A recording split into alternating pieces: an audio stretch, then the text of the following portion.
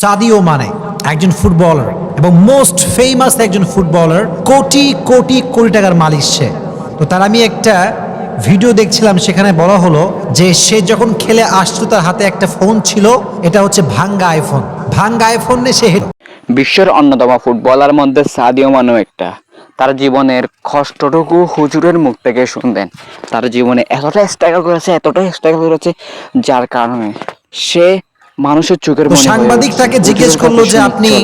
এত বড় একজন সেলিব্রিটি, আপনি চাইলে হাজার হাজার আইফোন কিনতে পারেন নতুন, আপনার হাতে ভাঙা আইফোন কেন? তো সাদিও মানে উত্তর করেছিল যে আমি আমার এই ফোনটাকে সার্ভিসিং করে নেব, এটা আমি ঠিক করে নেব, কোনো সমস্যা নাই। সাংবাদিক সবগুলো দেয়ার শকড।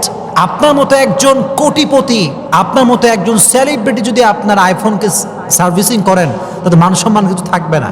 আপনি কেন সার্ভিসিং করবেন? তো সে যে উত্তরটা দিয়েছে এটা হার্ট টাচিং ছিল। সে কথা বলেছে, দেখেন আমি চাইলে তো হাজার হাজার আইফোন কিনতে পারি, শুধু আইফোন না, মার্সিডিজ ব্র্যান্ডের গাড়ি কিনতে পারি, BMW কিনতে পারি, যত ফেমাস ব্র্যান্ডের কার আছে সব আমি কিনতে পারবো।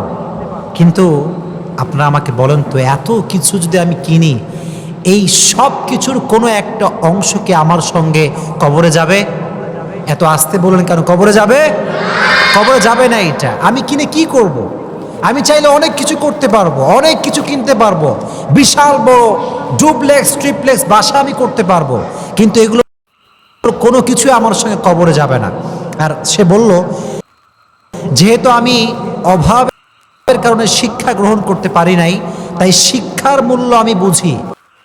কিন্তু আমি দেখতে পাচ্ছি সমাজের সবচাইতে দুর্নীতিবাজ মানুষগুলো সব শিক্ষিত মানুষ। কথা বলেন ঠিক কিনা? তারা বেশিরভাগ শিক্ষিত মানুষ, দে আর এডুকেটেড পিপল। যারা দুর্নীতি করে।